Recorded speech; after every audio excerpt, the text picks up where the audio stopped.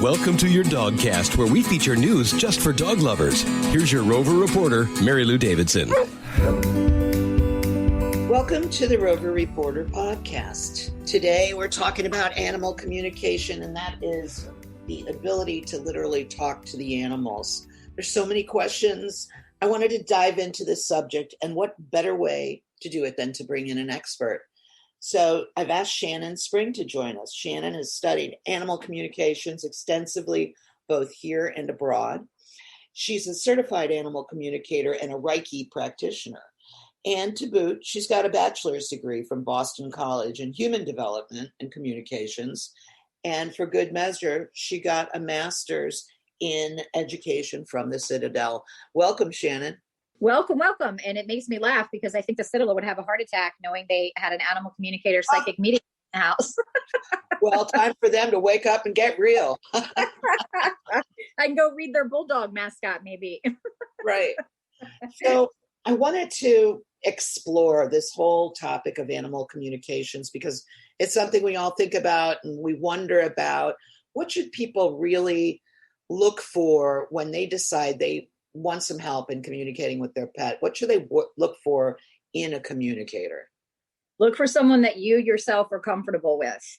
If you don't like the person, you're not going to want to listen to anything they have to say. Choose someone that your pets would like. Who would you maybe hire as your pet babysitter? Because this person is going to temporarily be part of your family.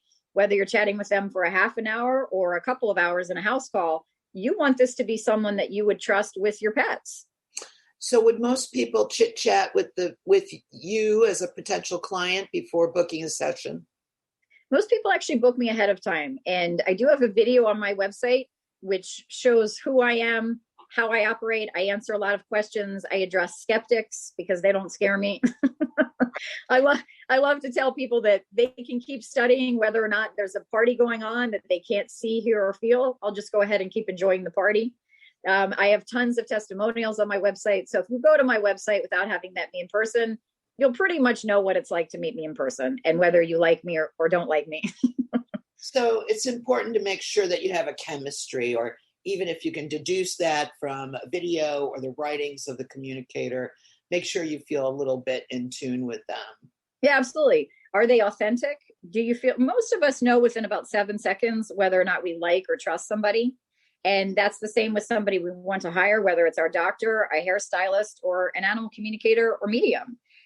For me, it's very important that I choose someone who's warm and fuzzy and has a sense of humor, because that carries a long way in this process. Whether we're dealing with grief of a lost pet, we have a serious behavior challenge, or we just simply want to talk with our pets for fun. Animal communication doesn't always have to involve grief or solving a problem. We can just want to know what our pets are thinking and feeling for fun. So do you see yourself being able to both share your grief and your joy with this person? Do they have integrity? Right. So speaking of grief, that's one of the number one things that drives people to seek out an animal communicator. And one of the things that's sort of bandied about, I don't know if it's an old wives' tale or what, but is that you have to wait a certain amount of time after the pet passes before you should try to contact them. What do you think about that? I used to believe that myself. And until I had an experience where a pet showed me, and the animals are hands down my greatest teachers. No offense to Boston College or my alma maters. But the animals are my greatest teachers about life, love, health. You name the subject, they teach it to me, including that there is no proper wait time for grief. We can communicate with pets that have literally just passed, that are in the process of transitioning, and that have been gone for 50 years. In fact, Mary Lou, I brought through a friend's hamster that had been gone for 50 years. I went down to take a nap. I couldn't sleep. And there was this little hamster. I knew it was associated with my friend Tammy because of a stuffed animal that my friend had given me that the hamster showed me. Sent a quick message to my friend Tammy. Did you have a hamster as a kid? Yes, I did. Haven't seen him since I was 10 years old. Why? Here she is out shopping, getting a message from her friend Shannon about her dead hamster of 50 years. And the hamster came in to deliver a message about her health and confirm something. And then in terms of, I had another dog who taught me that there's no time to wait. His mom was in some pretty acute grief. I did not know this because she had any pets. Mom contacted me for a session, and I brought through tons and tons of evidence that the pet still lives on, of their times together, their memories. Mom was very happy. And then Mom shared with me, she just passed a few weeks ago. Now, had I known that ahead of time, I would have recommended to her that she waited. And that would have been unfortunate for me to do that, because both pet and person were ready. And in fact, during the session, Mary Lou, after all the evidence that the pet delivered, the pet dropped in one thing that made no sense to Mom. And the dog said, Beetlejuice. And I knew Beetlejuice was a movie from the 80s, hadn't seen it since the 80s. I knew it was my homework to sit down and watch the movie. Sure enough, there's a huge sign in the movie from this dog. The main prop in the movie Beetlejuice is a huge book called the Guide to the Afterlife for the Newly Deceased. And there's a school in there called Miss Shannon School for Girls. And I happen to also teach kids programs in animal communication. So this dog was having some good, lighthearted fun with me, saying in one word, Beetlejuice, I have lived on, and there is no time frame as to when you can talk with us. That is not only amazing, but also hilarious. It is. Of all things, Beetlejuice. What are a couple of other sort of amazing experiences that are communication messages that you've gotten? I'll tell you what, my mind is constantly blown and my jaw is constantly pried open, because the animals have unlimited wit and wisdom. And I lead woof shots on the unlimited wisdom and wit of our animal friends, because whether it's a fish, a tiger, a bear, a cat, or dog, here or in spirit, their humor and their wisdom and what they are aware of is absolutely mind-blowing. I had a tiger make fun of the guy that I was dating and just started shredding him. I thought it was hilarious. There were things I already knew. Later on, the guy comes over to my house, Mary Lou. He looks up, sees a photograph of the tiger on my wall, and he says, Shannon, I know this is going to sound very weird. I said, try me. He said, but I feel like that tiger on your wall is making fun of me. And I said, that's not weird at all. She's been making fun of you all day long. So here's a guy that doesn't do animal communication that's now started dating an animal communicator, which is, not for every man is that brave. So I'll give him that credit. And then here he is. Now he has to date someone who is not only making fun of him because I'm also a humorist, but has a photograph of an animal on a wall that's teasing him. The judgmental tiger. Absolutely. So, yes. Was that the end of it then, or? I hung on there for a little while longer, but that tiger, I had talked with many, many house cats up until this point, and I'm doing what I do right now, Mary Lou, which is I will be looking at a photograph sometimes on my iPad when I'm communicating. And the first tiger I ever spoke with, Amanda the tiger, up at Big Cat Rescue in Tampa, and she said, I ain't no average house cat girl, straighten up. And I sat up straight as if it was a Catholic school nun in front of me whacking my knuckles. Wow. Yeah, to show some respect. Yeah, and also what a wide range of personalities they can have. Hands down. I had a fish the second I walked into a pet store. Excuse me, it was actually a grooming shop, not a pet shop. I walked in to give flyers. I'm looking straight ahead, and I feel this force of nature whoosh, rush me to look over to the left, and there is this animated fish, looked like Dory from the movies, from Nemo, in a dirty tank by itself. Long story short, I sat in front of this fish, Mary Lou, and even had to question myself as an animal communicator, saying, is this fish doing what I think it's doing? Full-blown communication. I end up adopting this fish to set it free. A couple of weeks later, I'm in a Reiki session, again, non-animal communicator. And the woman said, Shannon, this is probably going to sound a little strange. Try me. She said, but there is a fish that's here that just wants to say thank you to you. Yeah. You can't make this stuff up. So this is why I have fun with the skeptics. And I say, call me crazy, miss out on the party, but I can't make this stuff up even if I wanted to. And once you experience it, your life will never, ever be the same again for the better. It's that much more fun once you've experienced this. So what about your own pets? Have you had that are now in the beyond, if you will? Yeah, yes. And that can be more challenging for us to hear from our own pets. And please, to the people that are listening, if you've not yet received a sign from your pet, please trust that you will. One of the number one ways that your pets will come through to you is in a dream, because your mind is relaxed. Your defenses and your filters are asleep. So they will visit us in our dreams. I have 13 pets in spirit. All of them have visited me over the last 30 some years. A beautiful story of my dog named Teddy, who had had a particularly tragic passing. And Teddy came in the dream very, very quickly. Teddy's a beautiful brown bear looking dog with a white crest on his chest. And he came with an open mouth smile. Biggest, eyes just aglow with love and light. And I said, "What'd you come to tell Mom, Teddy?" Again, this is in the dream, but I'm fully lucid for it. And telepathically, Teddy holds up a sign that says, "Happy, happy."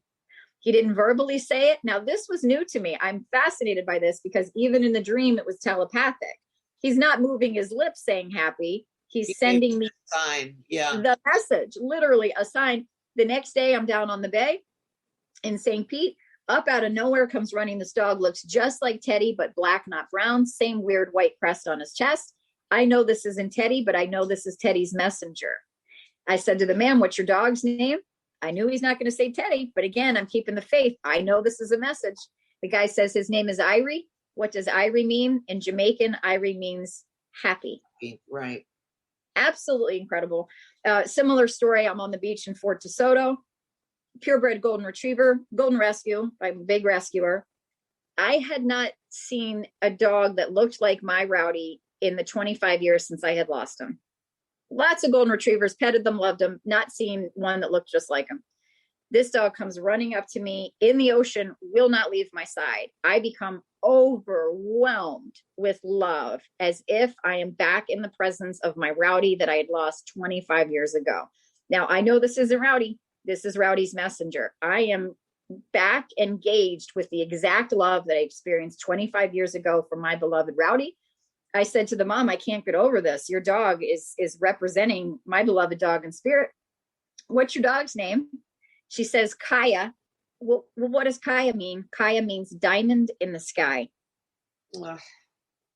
Yeah. So it's just, again, you can't make it up. They will deliver us these loving messages however they can get through to us. The more that we pay attention to these messages and don't push them aside, which humans love to do. "Oh, that couldn't have been it. Oh, it's too good to be true." Oh, don't talk yourself out of signs. If you think it's a sign, it's a sign. Our pets are working magic and miracles all the time to let us know they're still around us. Acknowledge it. You have to stay open to it and be aware, be observant. What is, if there is, a commonality among the animals, pets that you talk to? Is there one universal thread throughout the animal kingdom? Definitely. They live in the moment. They don't like to talk about their past. People love to ask me, "Well, what was their life like before us?" And unfortunately, a lot of people will tell their pets sad stories over and over and over again. Don't do that. You don't want people to keep identifying you by, the one night you got rip-roaring drunk in college. You don't want to be identified by, one story in your life. Don't keep reliving the day that your pet passed. They want us to let go of our guilt.